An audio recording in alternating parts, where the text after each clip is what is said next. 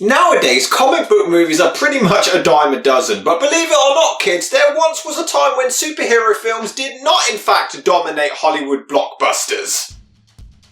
After the catastrophic disaster piece that was Batman and Robin, superhero movies were basically seen as box office poison. Very few people took them seriously, and they were mostly viewed as disposable entertainment for kids. However, during the late 90s and early 2000s, a tiny little studio that you may have heard of called Marvel, back-to-back produced 3 movies that single-handedly put superhero films back on the map. Blade, Spider-Man, and the subject of today's review, X-Men. The movie begins by following Rogue, played by Anna Paquin, a teenage girl who discovers that she has mutant powers when she accidentally kisses her boyfriend into a coma. Damn, she must be good. Shut up. Leading to her running away from home and bumping into Logan, aka Wolverine, played by a huge jacked man. The two form an unlikely bond, meeting at an underground fight club for mutants for Shang-Chi to completely rip off later, until they're suddenly attacked by the Brotherhood of Mutants, a gang of superpowered dickheads led by Magneto, played by Sir Ian McKellen, who believes that humanity has mistreated mutants for far too long and wants revenge. He's basically a mutant who used his powers to turn to the dark side so Harry Potter could completely rip this off later. While society poses the question if mutants are all dangerous and can live amongst humans peacefully. So Man of Steel and Batman v Superman can completely rip this off later. But before they can be mutant napped, Logan and Rogue are rescued by the X-Men, a considerably nicer gang of superpowered dickheads led by Magneto's old friend Professor Charles Xavier, played by Sir Patrick Stewart, who runs a school that takes care of special mutant kids learning to harness their powers. So Legacies and Wicked can completely rip this off later. Well, that's the point, stupid. Plans for an adaptation of Stan Lee and Jack Kirby's iconic superhero team began as far back as 1984, when Marvel Comics writer Jerry Conway and Roy Thomas wrote a spec screenplay for Orion Pictures. But the project stalled due to the studio's financial issues at the time and eventually fell through. The film rights were then brought by Carolco Pictures, and throughout the late 80s and early 90s, Stan Lee and fellow X-Men writer Chris Claremont were in discussions with the studio to produce another adaptation, with James Cameron set to produce and his then-wife Catherine Bigelow to direct. Bigelow wrote a story treatment for the film and planned to cast Bob Hoskins as Wolverine.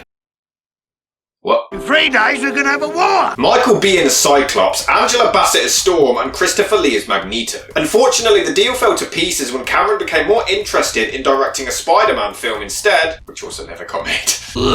And Carolco went bankrupt not long after, at which point the rights reverted back to Marvel, who tried to sell the property to other movie studios to no avail. At around the same time, an animated TV series based on X-Men began airing on Fox Kids, and the success of the show caught the attention of 20th Century Fox. At which point the rights were bought by producer Lauren Schuler Donner in 1994, and finally an X-Men film could actually begin production. Well, that's fair enough. With the project underway, Donner ordered that a new script be written, commissioning Andrew Kevin Walker to take on the job. Walker's draft was quite different from the final movie we ended up seeing, and would have focused on the Brotherhood of Mutants trying to conquer New York City, at which point they come into conflict with the X-Men, only for both sides to team up against an army of robots called Sentinels. The script would have also incorporated other famous elements from the X-Men comics, such as the X-Copter and the Danger Room, as well as a flashback that revealed Magneto's backstory as being the person responsible for the Chernobyl disaster. Because if there's anything this franchise will be missing, it's a flashback! However, some elements of Walker's script were kept in subsequent drafts, such as Xavier recruiting Wolverine onto the team, and the rivalry between Wolverine and Cyclops, who has 2 eyes. By definition, a Cyclops has 1 eye, but in this movie, for some reason, he walks around with 2 eyes. He's got sunglasses on, 2 eyes, and don't give me any of that, well, he shoots out 1 laser because the movie specifically shows that he shoots out 2. It's in the name, Cyclops. How has he got 2 lasers? How do you mess that up? This motherfucker be 2-eyeing it all up in this bitch. Why is he called Cyclops? Hey guys, do you like my unicycle? It was an accident. Lyta Kalogridis was then brought on to write another draft, which introduced the idea of Magneto wanting to turn humans into mutants by force, and also introduced a romance between Wolverine and Storm that was later dropped. Brett Ratner, Roland Emmerich, Robert Rodriguez, and Paul W.S. Anderson were all offered the chance to direct the movie, but all turned it down. Until notorious Hollywood paedophile, nothing, Bryan Singer was approached. Makes sense considering he cast another nonce, Brian Peck, in a non-speaking role. Damn it. Singer had been looking to direct a sci-fi movie for a while, and was in talks to direct Alien Resurrection when he was offered the job on X-Men. Though hesitant at first, he eventually agreed to do it as he resonated with the themes of prejudice and isolation found in the comics. Yeah, the movie isn't too subtle about its commentary on racism. Mutants are very real, and they are among us. We must know who they are. By late 1998, Singer and his producing partner Tom DeSanto presented Fox with a treatment for the film which the studio loved, as they felt that it took the themes of the comic seriously in a way that the previous drafts hadn't. You know, like this! However, the script was still deemed too expensive to film, and Fox were only willing to grant $75 million for the production, which was quite low for a summer blockbuster. This led to Singer and DeSanto being forced to cut several characters and plot points from the story, including Beast, Pyro, Nightcrawler, and the Danger Room, bringing in Christopher McQuarrie, who had worked with Singer on The Usual Suspects, to help with rewrites. However, the studio still wasn't happy with the script and brought in Joss Whedon to help rewrite the third act. Oh my god, we have a code red, everybody! Code red!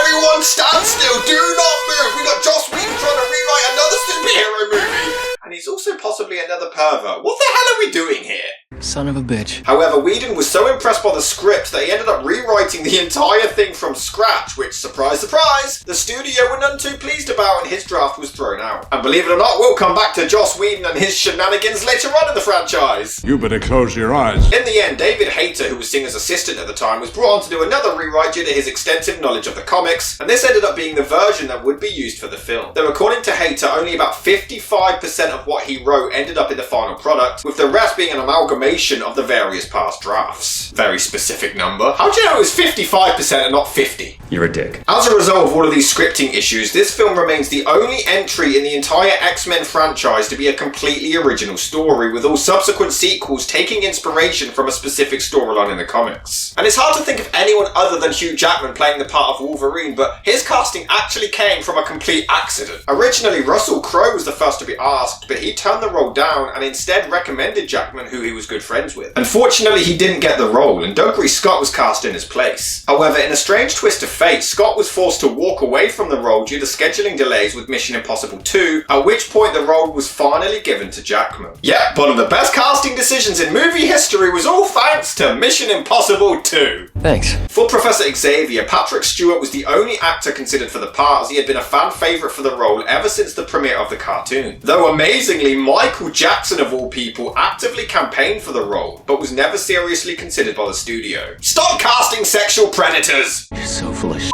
For the role of Magneto, Terrence Stamp, Richard Harris, he really had a tendency of fighting McKellen for roles, didn't he? Okay. And David Hemblin were considered, with Singer eventually choosing Ian McKellen, having worked with him an apt pupil, but this almost caused him to lose another of his iconic roles. McKellen had been offered Magneto on the same day that he'd been offered the part of Gandalf, and his schedule would only allow him to commit to one or the other. However, in another weird twist of fate, he ended up bumping into New Line president Bob Shea in a restaurant and explained the situation. Shea then negotiated with Fox to reorganise McKellen's schedule on X-Men so that he could finish filming in time to travel to New Zealand to shoot Lord of the Rings. Man, Ian McKellen's bank account must have been gassed that year. It's not unheard of. However, McKellen was actually quite hesitant to play the role, as he had never been a fan of comics growing up. But much like Singer, he resonated with the story's themes of discrimination due to his own life as a gay man. The readership of X-Men comics was young blacks, young Jews, and young gays. It's about mutants, about people who are ill-treated by society through no fault of their own. It's about something. Superman isn't about anything. It's about a nerd who becomes a superhero because he changes his underpants. Same with Spider-Man or the Hulk or James Bond. I said, you're on, we'll do it. I don't see a difference. For the part of Rogue, Natalie Portman was asked at first but turned it down, and Kirsten Dunst, Sarah Michelle Gellar, Jennifer Love Hewitt, Alicia Silverstone, Drew Barrymore, Katie Holmes, and Christina Ricci were considered until Anna Paquin accepted the role. Jim Caviezel and Charlize Theron were initially cast as Cyclops and Jean Grey respectively, but both dropped out, with James Marsden and Famke Janssen replacing them. Which also works out, as Marsden defended Brian Peck in court, and so did Tom DeSanto. What the hell is going on in Hollywood? I don't know. And Janet Jackson was asked to play Storm, but she turned it down due to touring obligations, at which point they cast Halle Berry. Before she was also helping to completely destroy superhero films, so it's okay to like her in this. It was a long time ago. Filming for the picture was due to start in the middle of 1999, with a release date set for Christmas Day the following year. However, after filming for Steven Spielberg's Minority Report was delayed, Fox needed another movie to fill the gap, and X-Men's release date was moved forward to July 2000, meaning that production had to be finished 6 months sooner than planned. As a result, when filming did begin in September 1999 in Toronto, everything became extremely hectic due to the changed release date. More often than not, the film was being shot, scored, and edited all at the same time. On top of that, Singer was struggling with a a drug addiction during filming, and as a result was a nightmare to work for, often arriving late to the set, not being sober when he was on set, and having extreme mood swings and explosive tantrums directed at the cast and crew. There were also accusations that Singer was giving small roles to younger actors and minors in exchange for sex, though the director has always denied this. It got to the point that associate producer Kevin Feige had to be flown on set just to keep Singer in line, and Feige would also sneak X-Men comics to the actors to help them understand their characters, as Singer had banned any comics on set. Which begs the question why they kept asking him to come back after this. Why do you ask questions to which you already know the answers? So after a rushed and hectic production, X-Men was finally released on July the 14th, 2000, and against all odds, it was a huge hit. The film grossed $21.4 million in its opening day alone, which was actually the third biggest in history at the time, only behind The Phantom Menace and The Lost World, and grossed a worldwide total of $296 million. On top of that, reviews were also positive, praising the performances, action scenes, and its serious approach to the source material. And its success paved the way not just for an entire franchise, but for a resurgence in the superhero movie genre in general. However, some fans of the comics felt that the movie played down the more fantastical and silly elements of the comics, and complained that the story focused too much on Wolverine and not enough on the other X-Men members. But it's okay, because they openly make fun of the comics! What would you prefer? Yellow spandex? The line itself is just such a forced fourth wall joke. And this does happen a couple of times. Sounds like a storm's coming. The humour really isn't the best in this film. I mean, it does have its moments. What do they call you? Wheels? Which Jackman actually improvised. The line was supposed to be, what do they call you, Baldy? Hey. Although there is a pretty brilliant moment where he practically flips them off with his claws, which is pretty funny. I will say, the opening credits sequence is awesome. Look at this! Calm down, it's the first shot! The opening scene is a young Magneto during the Second World War, because when you hear about superhuman mutants fighting crime, you think of the Holocaust. But the acting from the kid is amazing. He is so good. Jesus Christ! A girl in Illinois who can walk through walls. Ah, but can she climb anything? Does she have our back?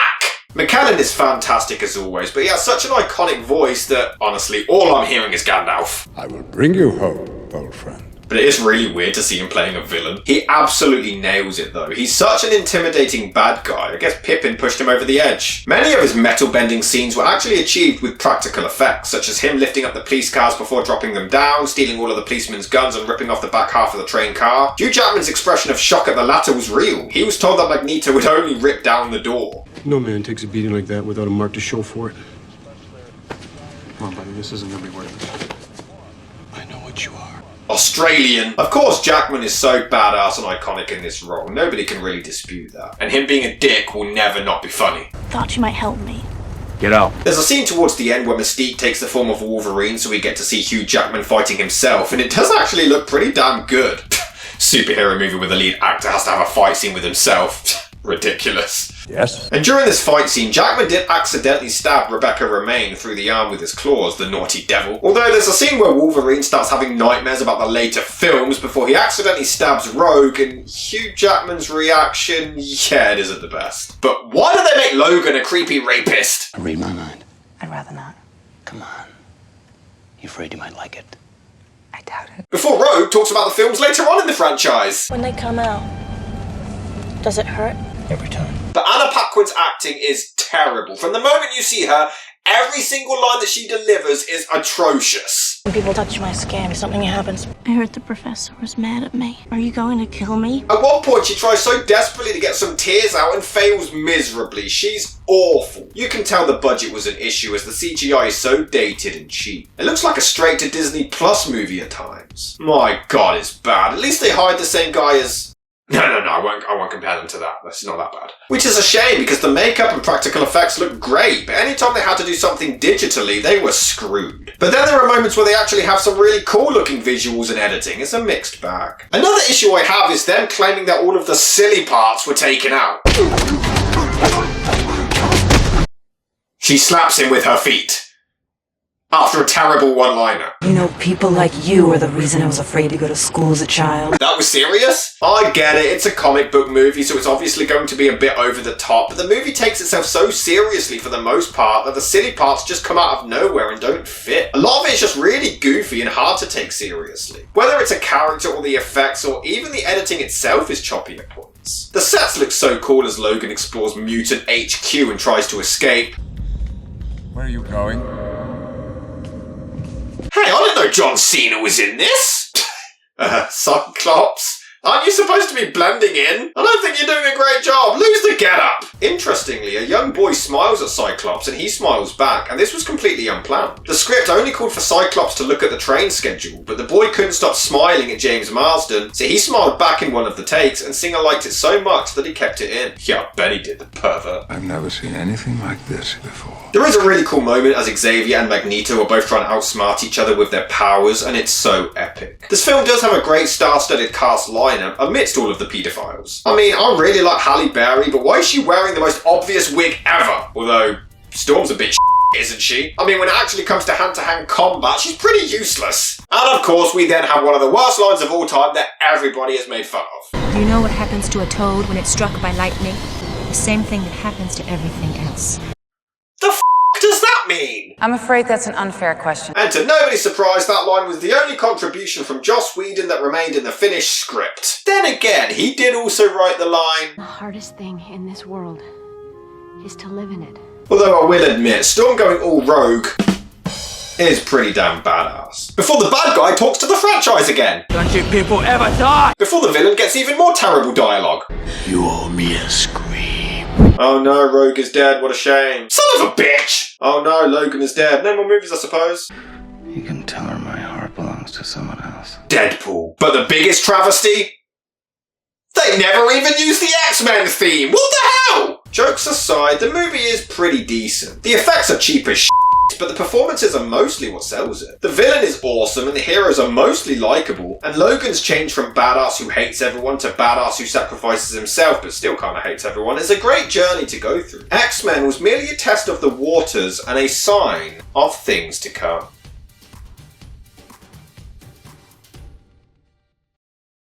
You know what, my friends really wanted me to review these films, and they pestered me for ages, and I didn't realise exactly why. And then well, you'll see, and now I know why, because my friends are evil.